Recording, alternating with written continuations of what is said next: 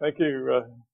Thanks very much, Emily, and thanks to Michael Smith for prevailing upon me to go via Montreal to Washington. And I have enjoyed it. And yes, it is important that I'm going to talk about Canada, and that includes Quebec, but I've put it under this heading of English-speaking countries. The paper has just been published, in fact, published in the Journal of Population Research, if you want to look at this in some more detail. Now, the paper addresses this so-called fertility divide, where in advanced countries today, that you can divide countries into two groups: those that have fertility rates below 1.5 births per woman, and those with fertility rates that are above that. And there's quite a gap between them, actually. It's not as if they're 1.49 and the other's 1.51. It's not just taking 1.5 as a splitting point is kind of not arbitrary, because there's quite a gap, actually, from 1.4 to 1.7 roughly between these groups of countries. And this divide has become a major policy issue in Europe, and there have been lots of studies in Europe in relation to fertility and policy. And the strongest conclusion from the European research is that fertility falls to very low levels when women must make stark choices between work and family, and that's a choice that doesn't apply to men, so there's kind of gender dimension to it. So it's about the possibility to combine work with family in this current world. And so fertility is argued to be relatively high in France, the Nordic countries, because those countries have family policy regimes in place that support the combination of work and family. And in contrast, the countries that have a very low fertility do not have that kind of policy regime.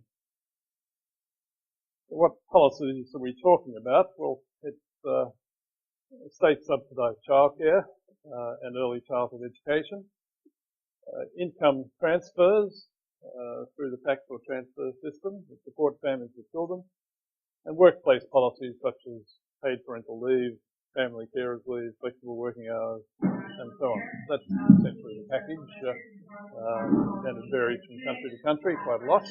But the countries that have the higher fertility rates have a lot of these policy approaches in place, whereas those that have the low fertility maybe have one or two of them, but don't have such a package. And this argument seems to be fairly well accepted, I think, in Europe these days, and it's in the European Commission Green Paper as being the reason for low fertility, and the countries that are wanting to increase their fertility rates above 1.5 generally subscribe to this theory themselves, but it's a question of just how they can manage it within the policy process. They don't argue that the theory is wrong. I think countries like Italy and Spain and so on, they generally accept the theory, but say there are obstacles to making the changes. And it's interesting that today that countries with higher levels of fertility have also have higher levels of labour force participation for women, which is kind of counterintuitive, but that's the way it is.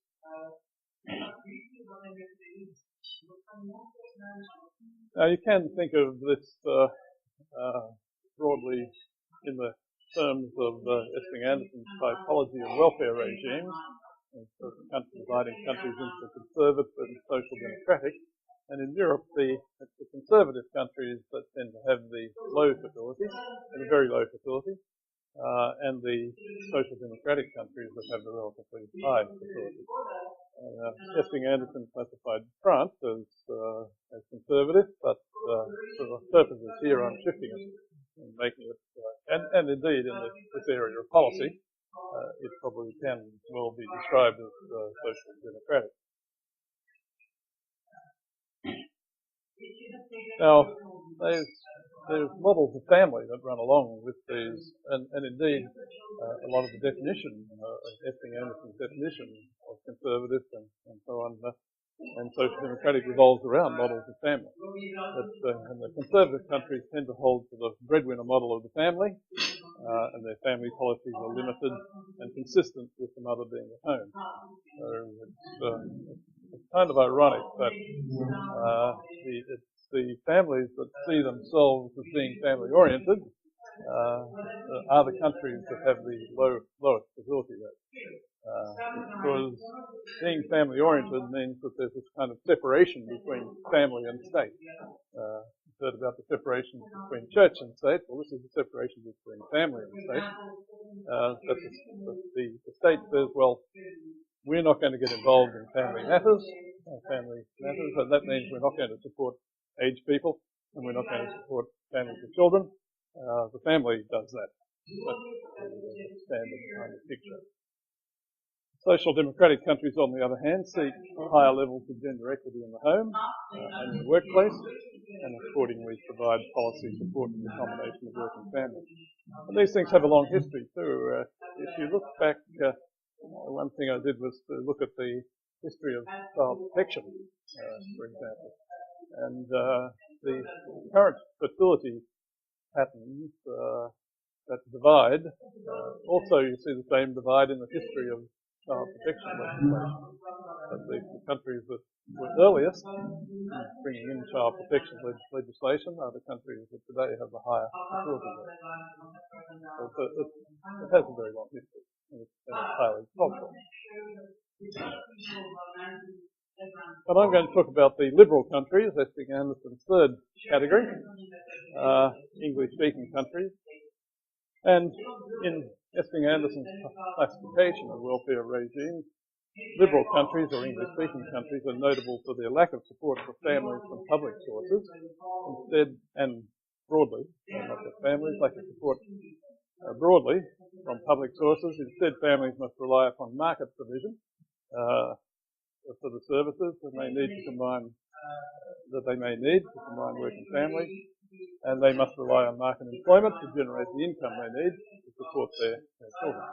So it's a kind of market-based approach is the way that Esting Anderson characterises those countries.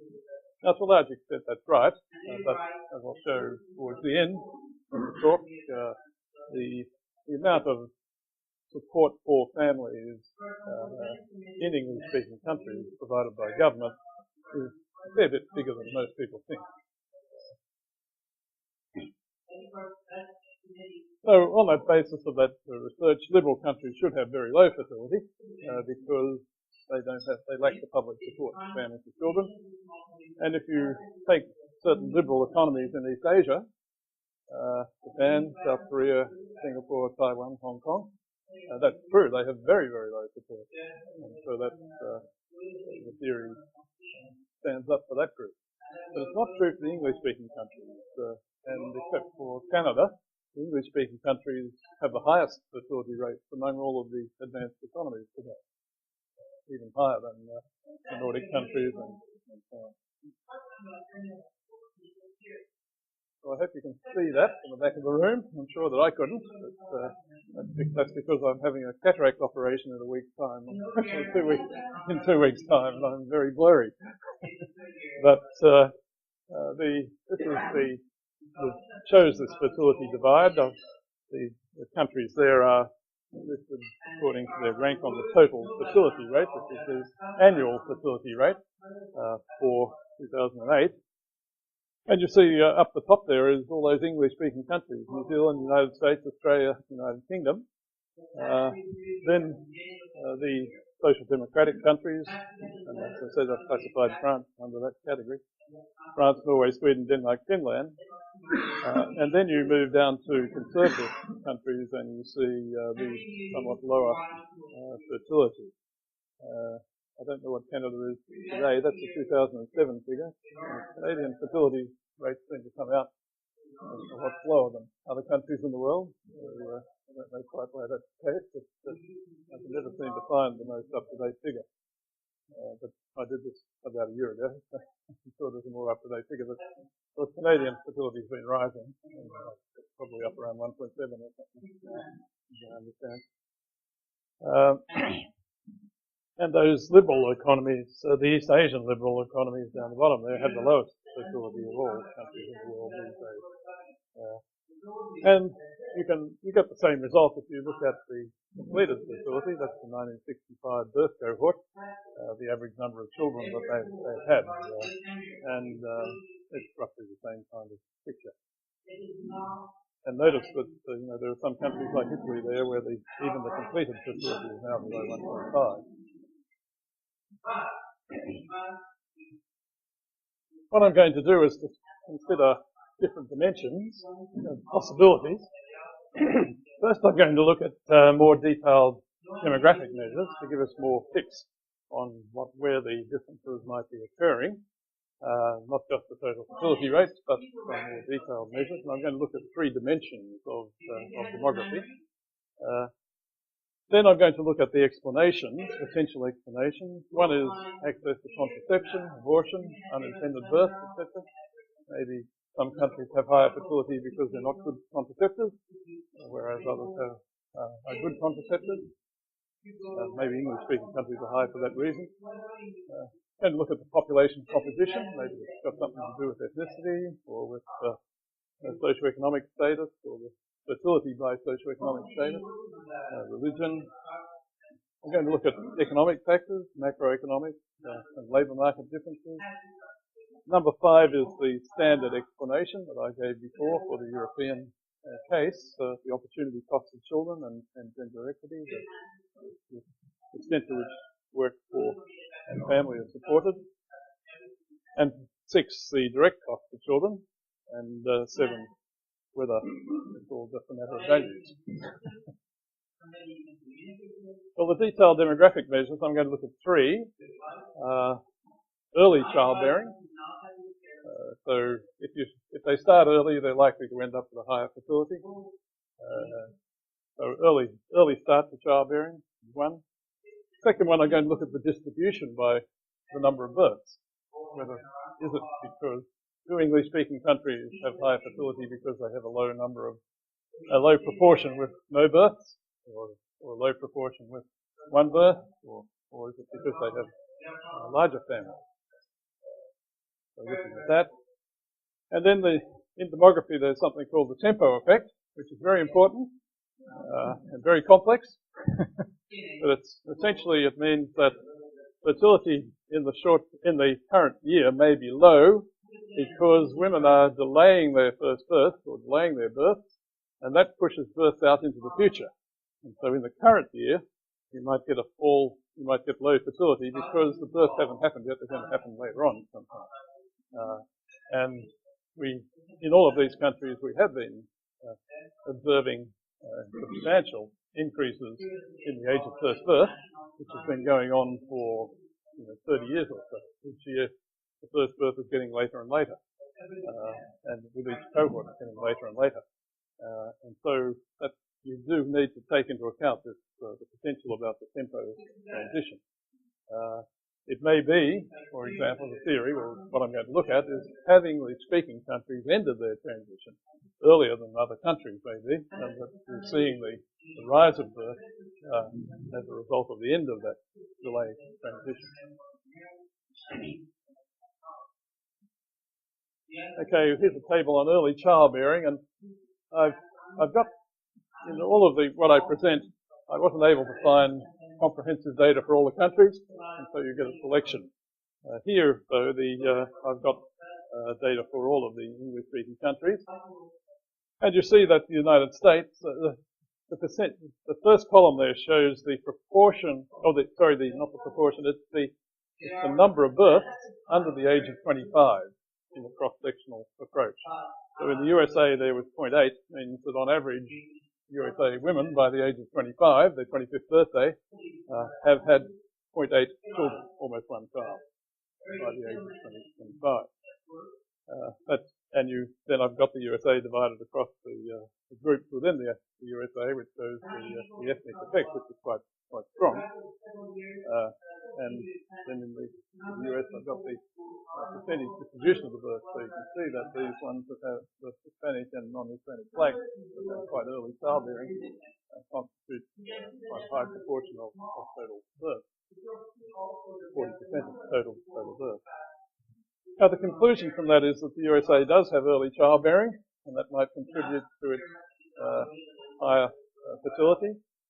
I'll have to say in advance that all of these things I'm going to look at along the way, the USA gets a tick on pretty much all of them, but not necessarily the other countries, not necessarily the other English-speaking countries. And you see there Canada and Australia, for example, in terms of early childbearing. They look the same as each other, but they also look the same as Norway and Austria. Austria, which has very low fertility, Norway, which has relatively high fertility. So that certainly doesn't explain, early childbearing certainly doesn't explain why Australia's fertility is high or why Canada's fertility is high. United Kingdom and New Zealand are in the middle there, and there may be some arguments involved. In both cases, again, like the US, probably for ethnic type reasons, although non-Hispanic whites in the US still have early childbearing. The US is quite strange in it. If you look at US fertility, it's actually two countries, like Republic. Yes, it's red and blue, and there's one fertility schedule here, and then there's another one here. And the second one, the one with the late childbearing, looks like the rest of these English-speaking countries, but the early one doesn't. And you put them together, and the US fertility has two peaks to it, which is quite extraordinary. It goes up, then comes down in the mid-20s, then goes back up again. And more extraordinary still, the highest age in the United States, single year of age, that has the highest fertility is 21. The birth rate is higher at 21 than at any other age, single year of age. So because that's that early peak in age 21. Then there's another peak later on. But, so early childbearing is really something in the US, and of course it always has been. It's not new. It's been a phenomenon that's been around for centuries. Looking at the distribution by the number of births, and here I'm taking the 1955 birth cohort, and how many births they ended up with. And I've got three of the English-speaking countries there: Australia, England and Wales, so not UK, but and USA, and comparing it with Denmark and Netherlands with relatively high fertility, and Italy with low fertility. And certain things stand out. One is that it's not about having no children, but they don't have, English-speaking countries don't have low proportions with no children, and indeed they probably have higher proportions with no children. And Italy, which has a very low fertility, only has 12% of no children. So it's not about that. It may be about low percentages having one child, as you can see from the second column, and certainly compared to Italy, very much so. Interestingly, most advanced countries in the world have 40% of their population with two children. No matter what their fertility is, whether it's high or low or whatever, they all end up 40% with two children. But English-speaking countries also stand out here. And this is the interesting one, I think, that they are more likely to have three or more children. And if you look at it from the child's perspective, it's 37% here, with women having three plus children. If you look at it from the child's perspective, the majority of Australian children it took me a little bit of time to... Hi, I'm Sherry Brotman from Social Work. So, one of the things we hear sometimes informally is that even though you need superior in two categories and normal, whatever that is, in satisfactory in one, that of those two categories, research must be one. Age of first birth has been true rising or in not countries, true? as I said before, and that delays to the future. Maybe, well, I've explained all of that, how the temporal effect works.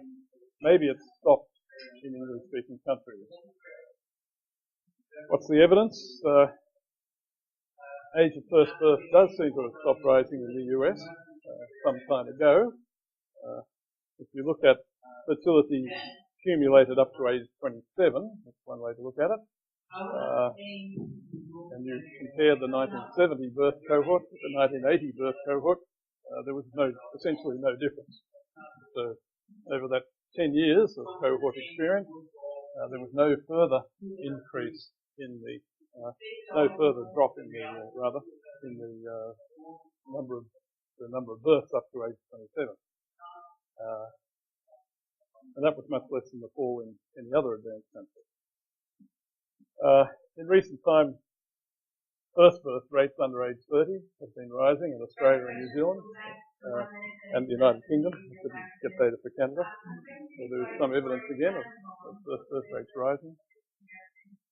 It's a very complex thing, difficult to get definitive data, but I think we can safely say that the recent rises in English-speaking countries are associated with the end of the delay of first birth.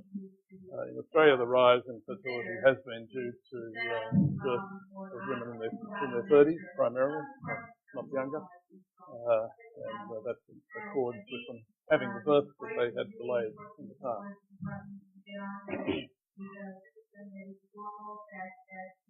Right, we're thinking now about contraception and abortion, unintended birth, and pretty much all of the data that's available is only for the United States because the United States has an obsession with this kind of research compared to all the other countries. The first one is quite startling, of course, that 49% of all pregnancies in the US in 2001 were unintended. This is a pretty startling number for this age where we believe that fertility is controlled, etc. And for over 50% of those, the woman was not using contraception in the month preceding the conception. Less than half of the unintended pregnancies ended with induced abortion, and between 1994 and 2001, the proportion of unintended births ending in abortion has fallen, and pregnancies were unintended for 69% of blacks and 54% of Hispanic women. Unintended pregnancy was strongly related to low income and low education. US data suggesting that, well, maybe unintended birth does have something to do with it, with their high fertility. Now, access to abortion varies dramatically across the US. In the southern states, very high proportions of women live in counties with no abortion provider at all. So access is an issue. And there has been a study which showed an association between lack of access to abortion and high levels of fertility. So all of these results are, as I conclude there, suggestive that poor access to contraception and abortion and unintended pregnancy play some role in the high fertility in the US. But there's not much data for the other countries. The other countries, I think, are very different. The control over fertility, I think, is much better in Canada, Australia, the United Kingdom, and New Zealand than it is in the United States. But we don't. It's evidenced by the levels of teenage pregnancy in those countries compared to the US. Much lower levels of teenage pregnancy. So that's probably not an explanation that can be used for the other English-speaking countries, but certainly the US gets a tick. Ethnicity, the US gets a tick on ethnicity as well. The total fertility rate in the USA 2007, Hispanics 2.99, non-Hispanic blacks 2.13, non-Hispanic whites 1.87. So non-Hispanic whites in the USA have lower fertility than women in Australia, the United Kingdom and New Zealand, and lower than women in France, Norway and Sweden. So there is an ethnic component involved here. The Hispanic fertility is, it's interesting that if you break that down, there is quite a mix, actually. Cubans in the US have quite low fertility, but Mexicans in the US have quite high fertility. There are differences within the Hispanic group. And Mexicans in the US have much higher fertility than Mexicans in Mexico, which is another interesting phenomenon. And that might be associated with the fact that their children become US citizens, if born in the United States, and maybe that gives you a chance to establish yourself in the US if your children have citizenship later on, and maybe you better have a couple quickly in order to make sure that happens. And there has been a recent study suggesting that Mexican fertility in the US is very cross-sectional. It's high, but not necessarily over a lifetime. You can see that. And so they come into the US and have the children quickly as a kind of insurance. New Zealand, ethnicity also probably plays a part. Maori in New Zealand have 2.78, Pacific Islanders 2.13, and together they account for 34% of all births, 1/3 of all births in New Zealand, and so that's probably increasing New Zealand fertility. But the European origin in New Zealand, 1.92, is still quite high. Australia, like Canada, migrants to Australia come from a very diverse range of countries, and no single country is sufficiently large to make a difference to the overall fertility rate, to make any real difference. So 26% of all births in Australia were from mothers who were born overseas in 2006-8. But the country that contributed the largest number of births was the United Kingdom, and that was only 3% of all Australian births. So the 3%, the variations within that 3% could not possibly influence the Australian fertility. But overall, immigrants in Australia have lower fertility than the native born.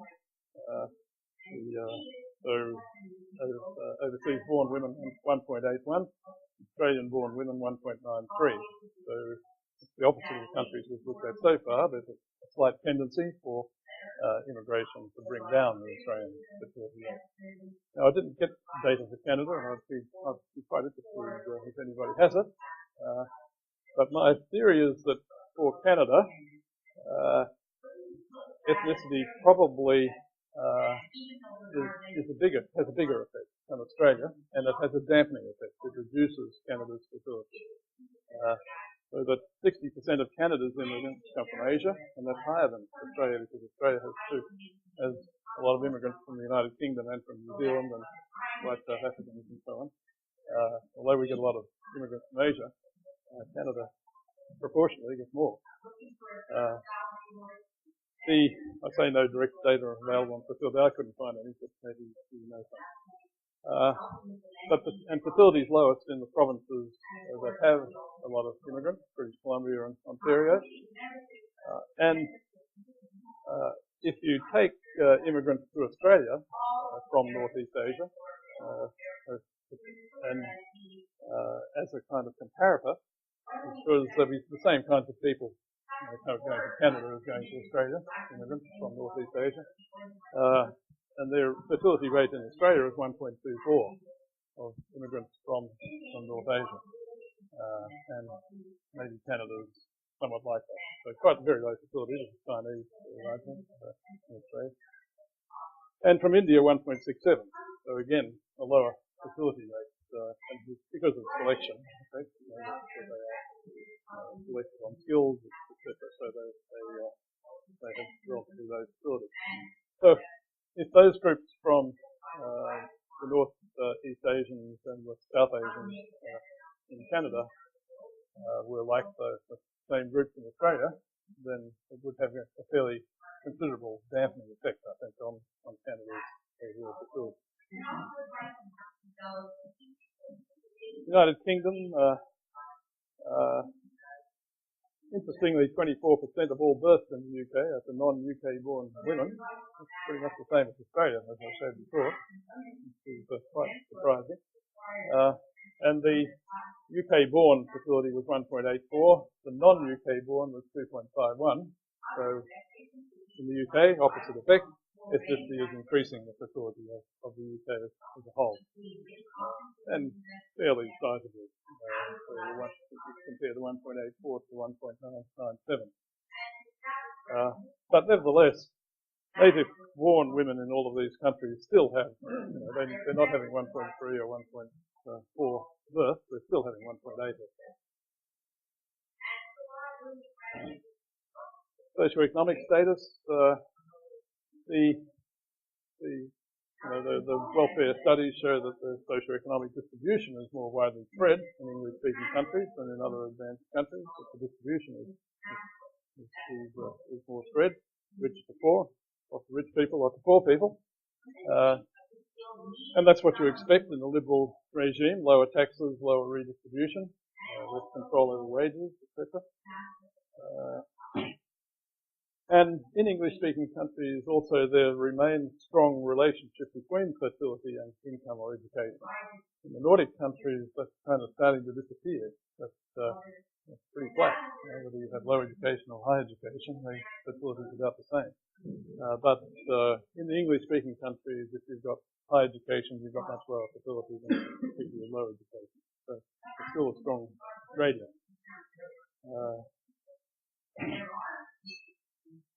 And that could be related to opportunity costs for women. Very speculative here, so it's hard to say much about that. But it may be that the high fertility, that English-speaking countries, the high fertility of low SES women in English-speaking countries may add to the national level compared to other OECD countries. I think it's certainly a possibility. And there's some data for Australia that I was able to get hold of by education, and quite big differences. 35 to 39 is still a little bit early. Some of the ones with the bachelor's degrees will still be contributing to their fertility, so the difference will get less than it appears there. But the differences are pretty wide. They're not going to disappear. Religion.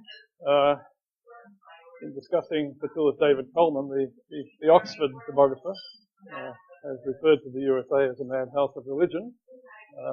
It is a very religious place compared to all these other countries. And the World Values Study showed that religion was important in the daily lives of around 50% of all American women, but for less than 1/6 of women in European countries. So religion is important. Yeah?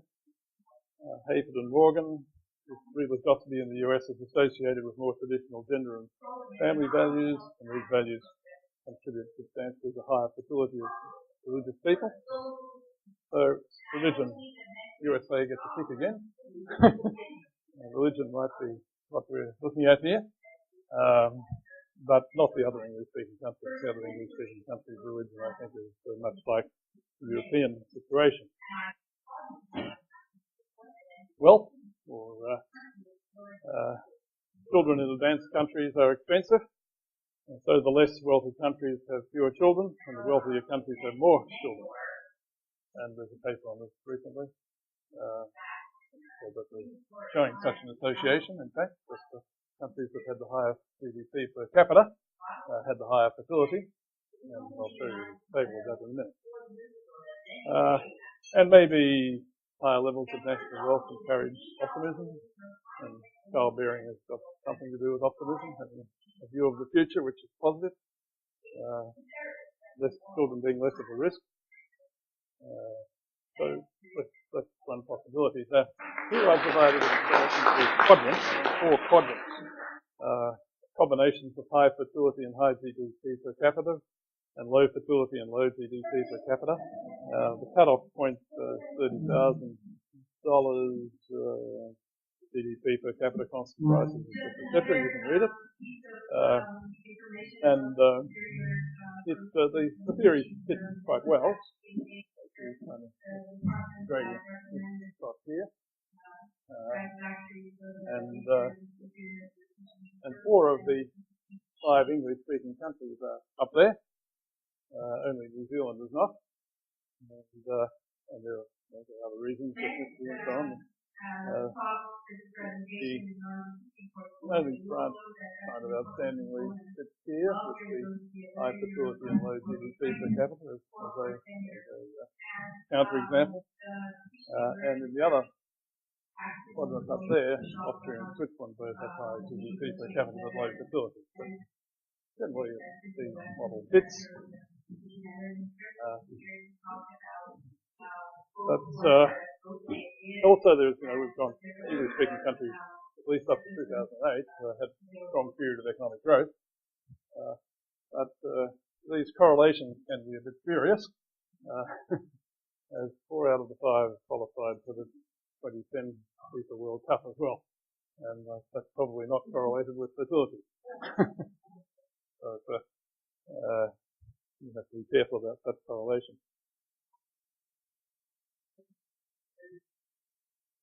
It's going to be interesting to see what happens to fertility in with the financial crisis, whether it falls or not.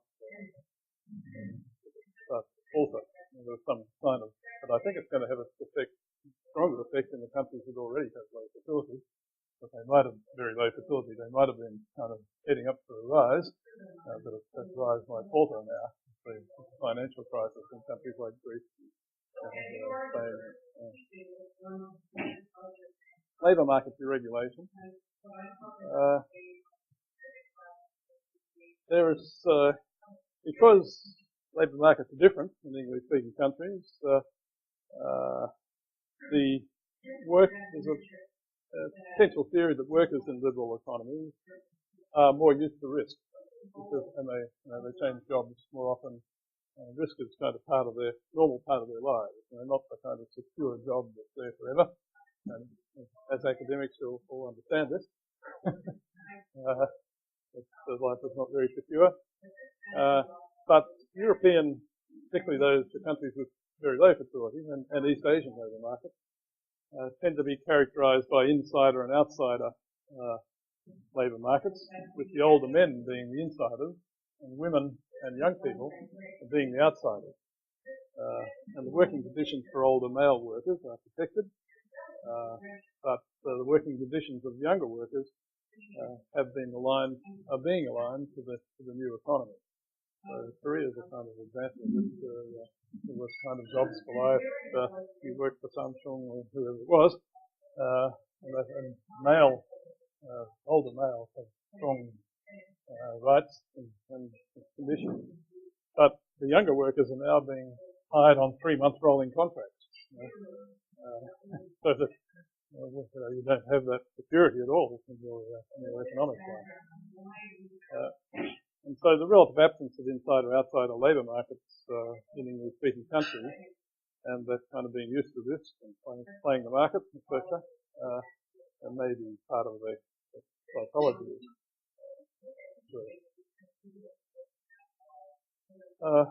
Now, parental leave,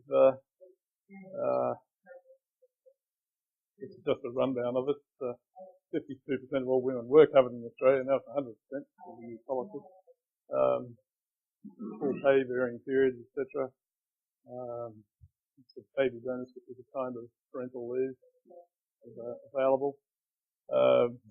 Canada, 52 weeks, at 55% of pay. New Zealand, etc. You can see them all there.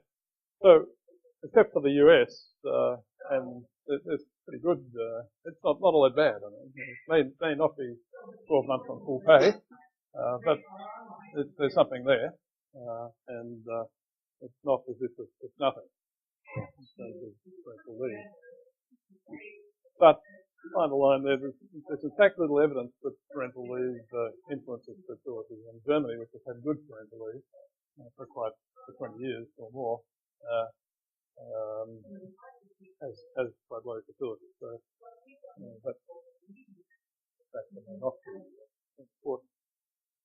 Interestingly, and here I'm influenced a lot by Australia, and I really don't know the situation elsewhere, but in the liberal system there's a greater freedom for individual workers to negotiate with an employer about salary and work, and in particular about work hours. And that may produce individually tailored, family-friendly outcomes. And I don't think there's any question in Australia that it does, but it has, and this has gone on over a long period of time. Essentially because of labour shortages that the female women workers with their skills were desired by the employers. They wanted them, but in order to get them, they had to negotiate with them, and negotiate particularly about the hours of work. So individual women in Australia, a lot of them are working part-time, mothers, this is rather, and they have negotiated the exact hours in which they work with their employer as an individual. So they'll work according to the hours of the children's schooling or something. It's negotiated down to a very precise and on an individual basis. It's kind of part of the culture.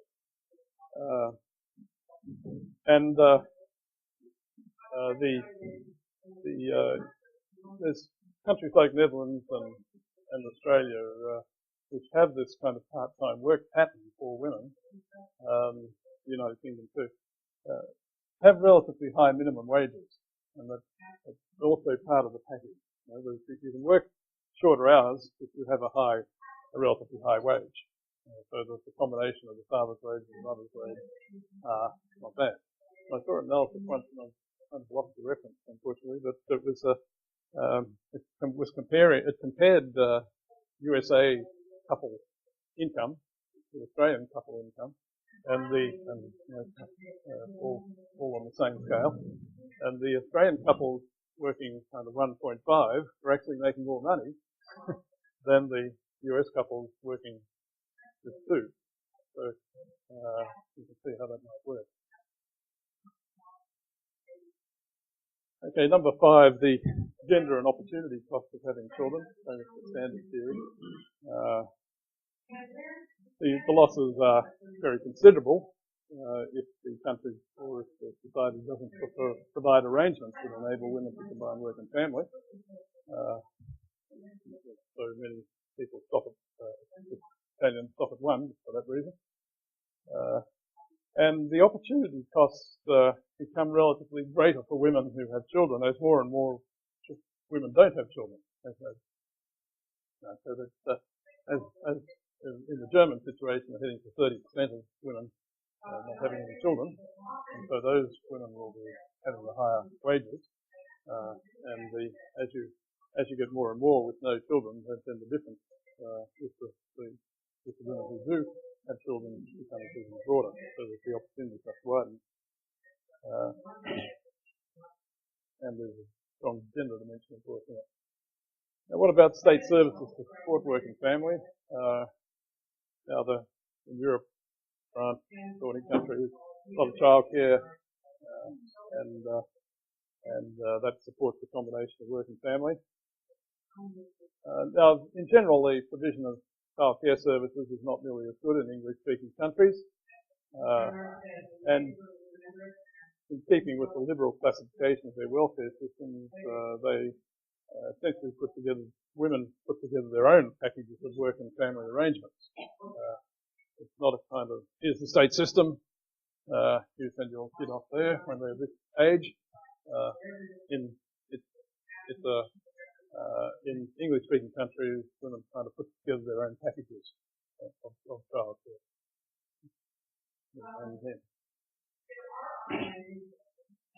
And the package involves the work hours and working times of the two parents, the availability of other relatives to provide childcare, which is quite relatively common in English-speaking countries, the costs of alternative forms of accessible childcare, and the rebates or whatever provided the support given by government for the cost of childcare. So all of that kind of goes into the calculus, and then women work it out, and they come up with some solution.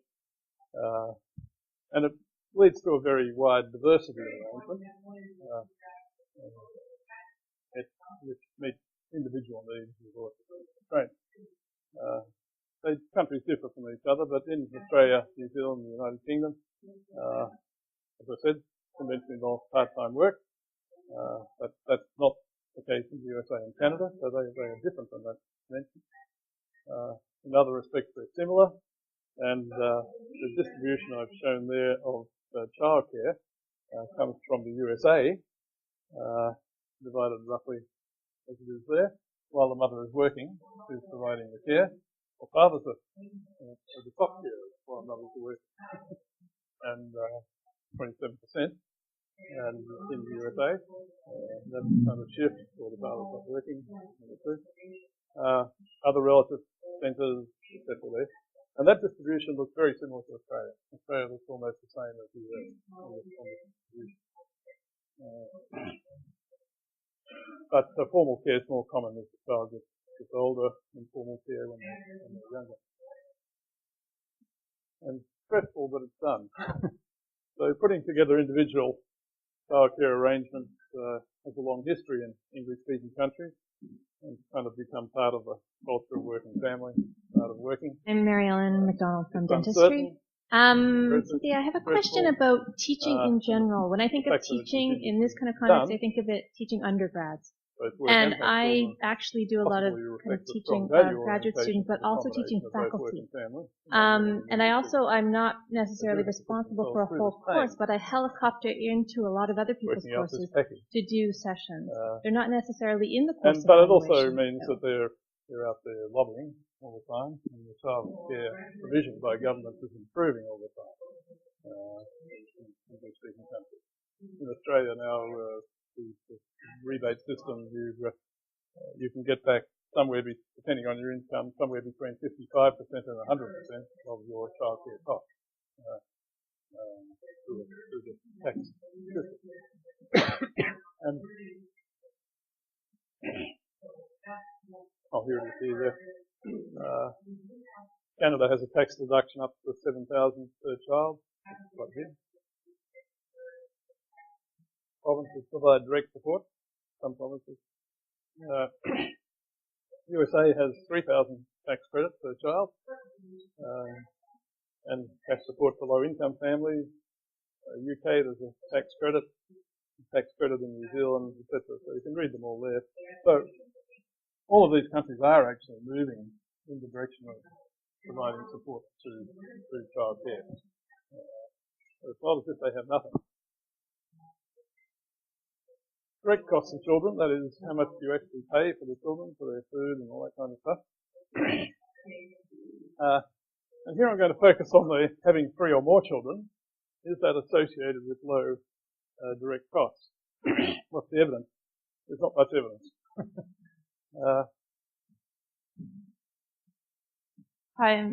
Now, the research papers on low fertility tend to focus only on the comparative levels of income support provided by government through the tax transfer system. Now, when they look at cash or transfer in papers, what is done is how much does the government provide? Use those through tax or through the cash transfer. That's what's used. They're really important as offsets to child costs, but more important, and little research, they are the actual costs of children in those countries relative to the net household disposable income. Not we take individual taxes into account, not transfers related to children. Is the third child cheap? It's here based on Australia. The vast majority of Australian families with 3 children live in the outer suburbs of the big cities, and a third child in that situation can cost very little. Okay, and just one small other question. China, I guess it applies to portfolios. You were making a sign as if the dossier was actually a physical stack of papers.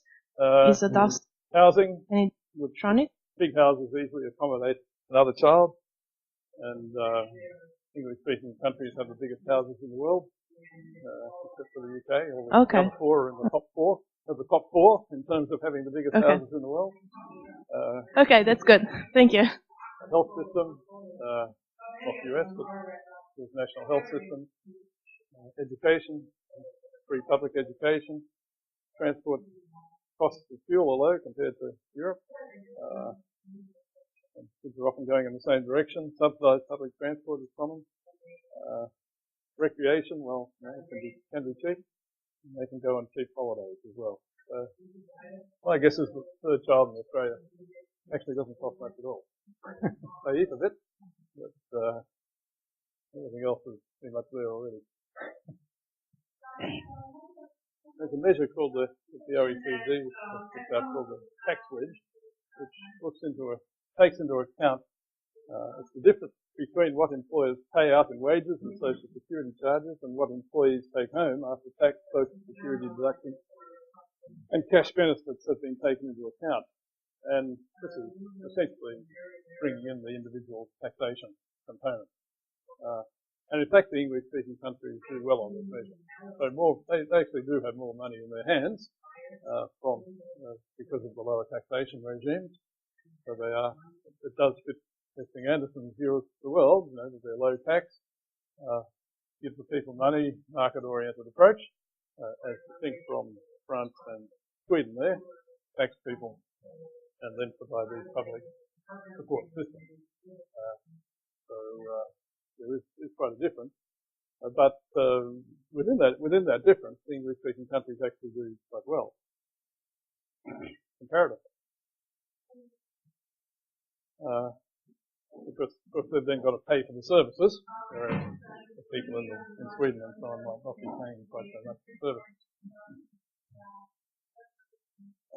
If you look at public and private social expenditure, OECD studies again, when you include the private as well as the public, there's no difference between the countries in social expenditure. So the Nordic countries don't have more expenditure in total on social matters. All the countries are much the same. And you get quite a different impression from that by if you were to use gross public expenditure. Okay, well, I'm not going to go through this because of the time, but when you can look at this PowerPoint and you can look at the paper, but I've listed all the cash transfers that go on. And there's actually fairly substantial cash transfers in the English-speaking countries as well.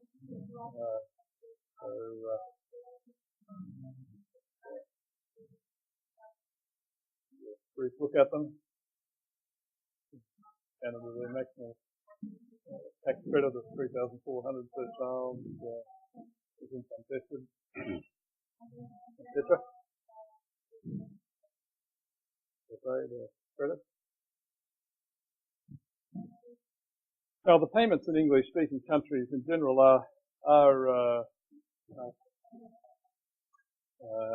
part of the favourable. Well, they're part of that favourable tax wedge, but they're generally income tested, so that the poorer families are getting higher payments than the wealthier families, and that might be part of this picture of why poorer families in English-speaking countries have a larger number of children, because they do, in fact, get more direct support from the state and cash.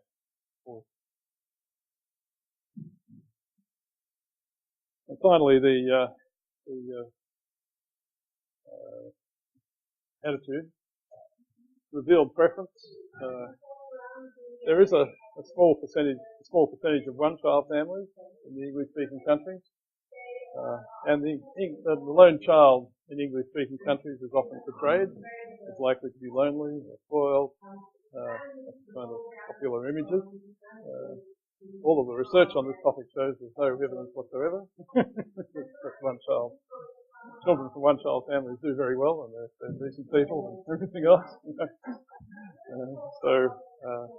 But despite that, there's still this kind of public view.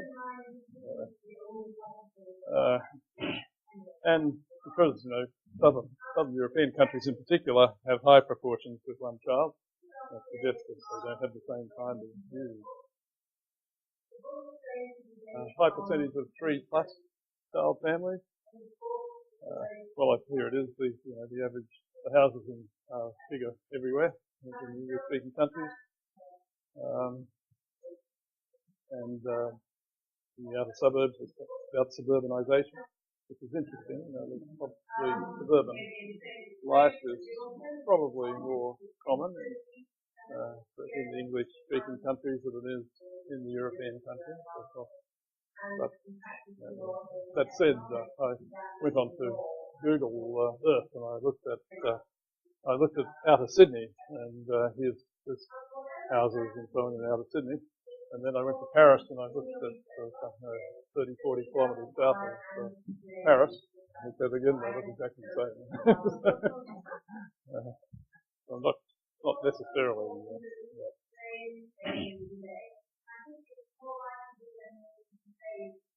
So having 3 children becomes more common as education level falls. It's more common for those born in Australia as compared to migrants. And low education is associated with low economic status. So again, the diversity of economic outcomes in these different countries is considered. Timing of the first birth. This is an interesting one, I think, in that period, 2001 to 2005, there were a lot of stuff published. There were a lot of books published, often by prominent women who said they regretted waiting too long. Firstly, regretted waiting too long, and they tell their stories in these books. These are highly educated women and so on. And that kind of literature got a wide coverage. A lot of it was in the US and Australia in particular, I know. A lot of coverage on TV and in the newspapers and women's magazines, etc. And that led to kind of lively public discussion, the timing of the first birth, and that might have contributed to that early cessation of the tensile effect in these countries, because women started to think, well, maybe waiting until I'm 40 and having IVF is maybe not the right way to do it. Maybe it's better to have the child earlier on.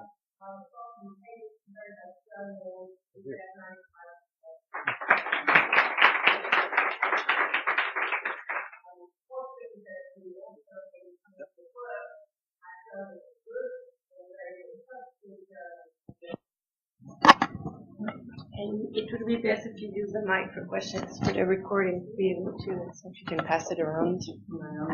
I have to stay here because the camera is... What? No, but this one. I do have a question. But I don't know if you could talk a little bit about the heterogeneity within the English-speaking countries, because, I mean, one of the things when you were talking about the US and Canada, and, I mean, I was wondering about the rural-urban dimension, and how, because, I mean, how low, the relationship of low income and higher fertility, for me, and the idea of thinking of suburbs and big houses is very different in a rural and urban setting, and how even these immigrant women in the US or in other countries, if they are not living in rural areas, and to what extent the share of births coming from rural areas is actually could explain this heterogeneity within the countries, and basically that's my question. Yeah, the more rural states in the United States have higher fertility. The states in the US have quite wide ranging fertility. Some of them have fertility over 3 children per woman, and they are more rural. So, and in the Northeast, you'll have states with quite close to 1.5 or so. So there is that dimension. In the Australian circumstance, it doesn't really matter much, because the vast majority of births are in the cities, and rural areas now are old people. Families are disappearing in rural Australia. It's Asian farmers, and their sons will go off somewhere else and having their children somewhere else. And I suspect Canada must be Canada and Australia are very, very similar in their economies and their settlement patterns and everything else. They're very, very similar countries. So I'm not, certainly in Australia, fertility rates are higher in rural areas than urban areas, but that's partly because the lower fertility country-raised kids are now living in the city. There's a selection factor involved. And the differentials are also not quite as big as they are in the US and Australia. So I suspect Canada is pretty similar to the Australian situation.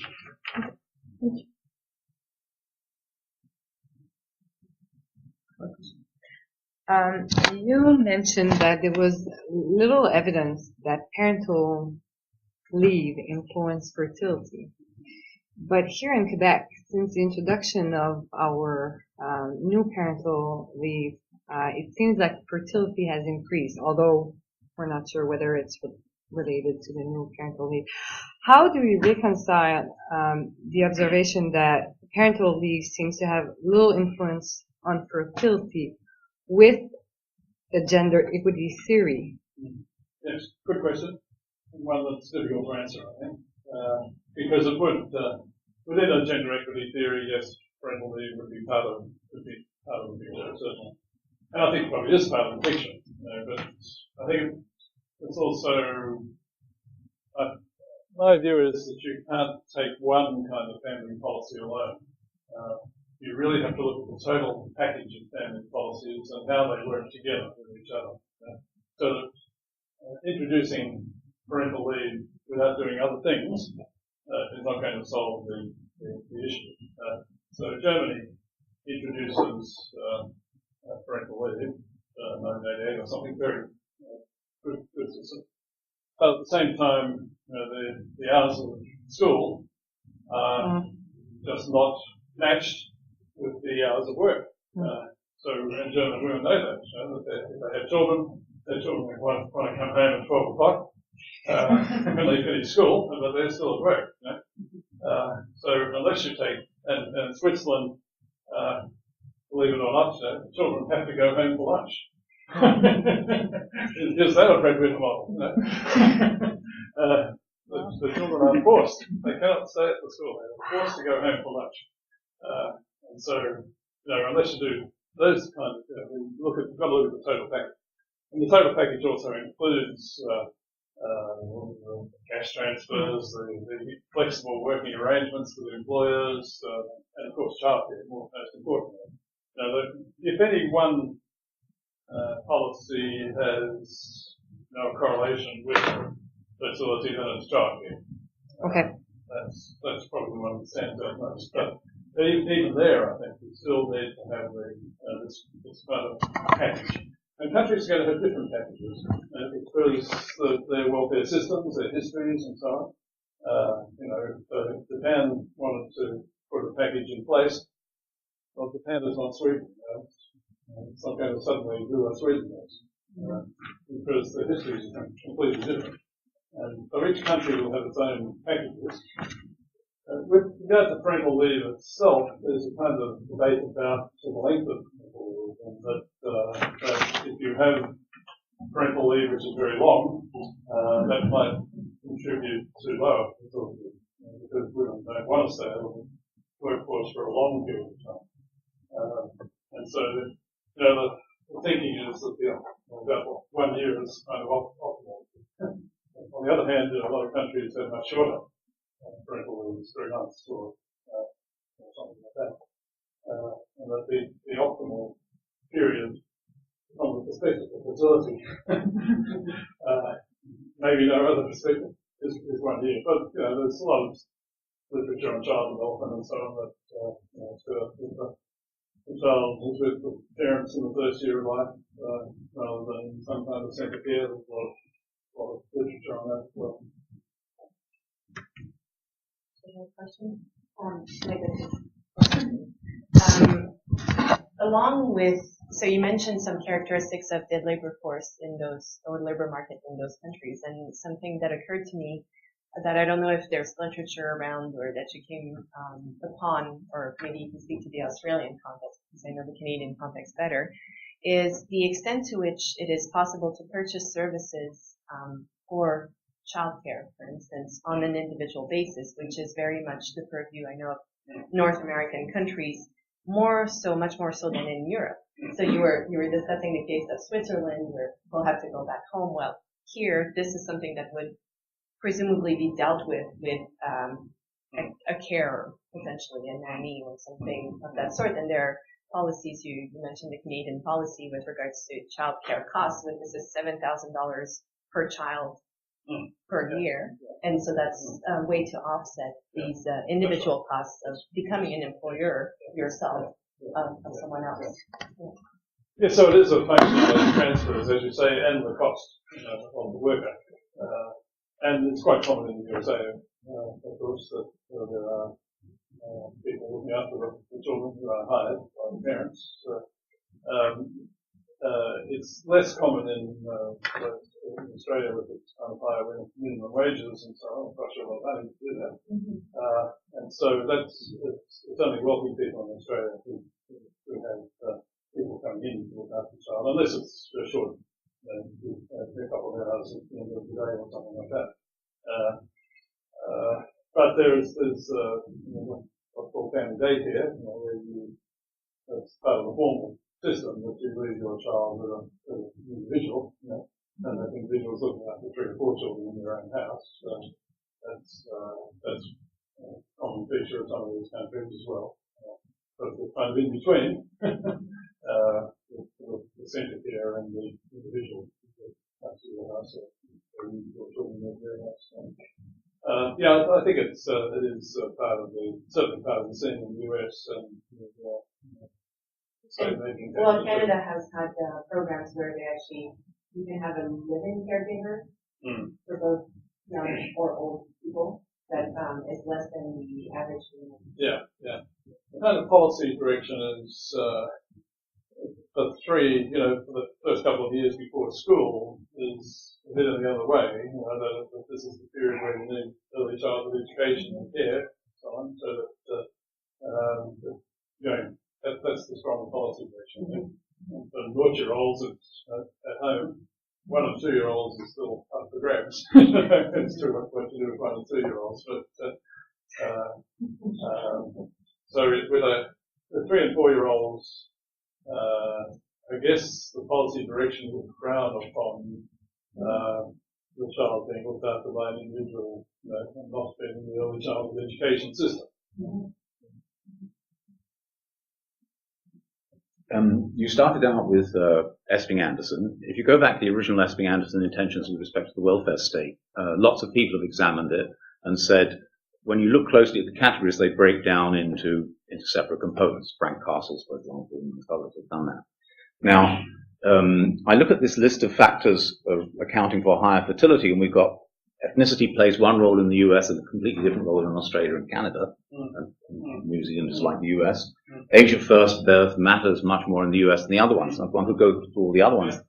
I mean, one way of interpreting your results is that this liberal category isn't a category. And if you went through the social democratic category or the conservative category, for that matter, it may not turn out to be a category either. Yes, well, I think there's a lot in that. That Esping-Anderson in making liberal classification and putting all the English-speaking countries in it was kind of familiar with the United States. And the model that he said was liberal was a US approach, a US model. Whereas Frank Castles argues that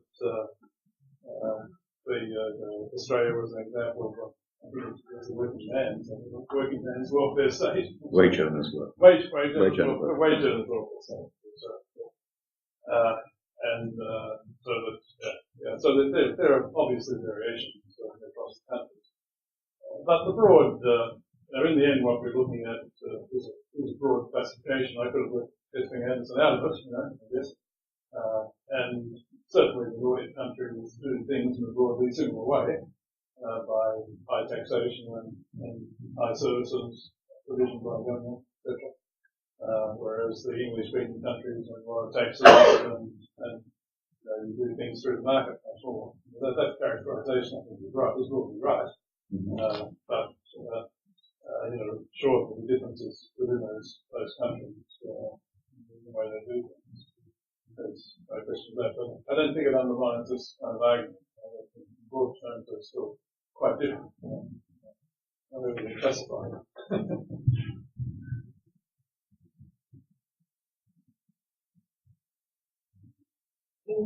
We don't have any more questions. Thank you again for coming all the way and talking to us. I'm delighted to be here. Thank you. Thank you very much.